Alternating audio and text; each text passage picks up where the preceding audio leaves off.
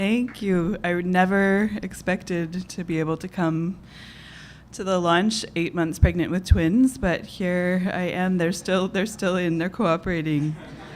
I'm so happy to be here to be able to do honor to this book and to my great friend Sylvain.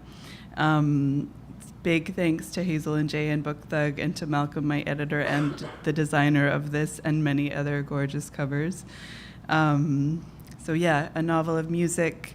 The main character, it's actually based on a real band from the 70s, but the main character is a fictional character in the band, an aging laconic guitarist.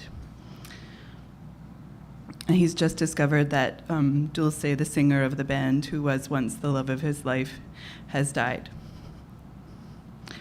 Outside, the city was waking up from its siesta. It was the time of afternoon when the heat had passed its peak. The sun had begun its descent. The light grew soft again.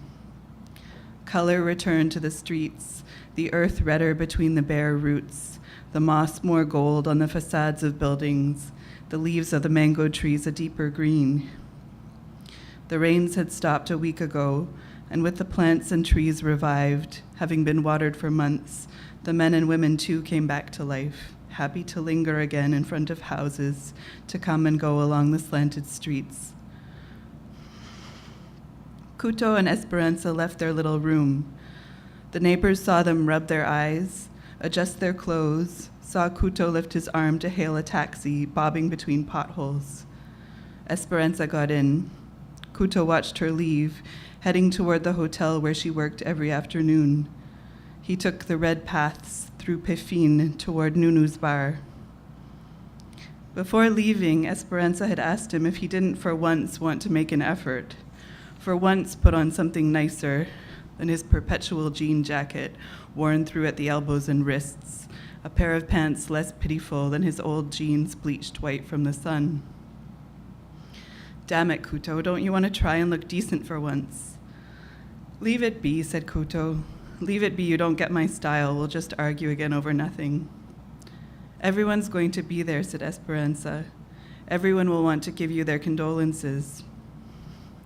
Couto pushed up the sleeves of his jacket, slipped silver bracelets onto his wrists. I said, leave it be, there's no point. We're just going to fight again. He asked for 2,000 francs, enough for the evening. She gave him 1,000, saying that for what he would do with it, in other words, throw it out the window, that would be more than enough. He took the bill held out through the taxi's open window, pulled his shirt closed around his big, scrawny ribs, and headed off between the houses, his long, skinny body slumping over the dips and bumps.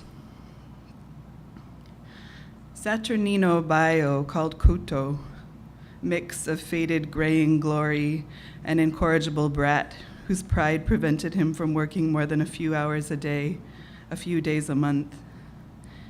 Eternally idle lord, eternally broke, but who had only to drag his sorry ass through the streets for all eyes to linger on him. Couto, the dutur di biola, the great maestro of the guitar. Couto the dun, the captain. Dun di que, captain of what? Dun di tuda, captain of everything. Dun di nada, captain of nothing at all.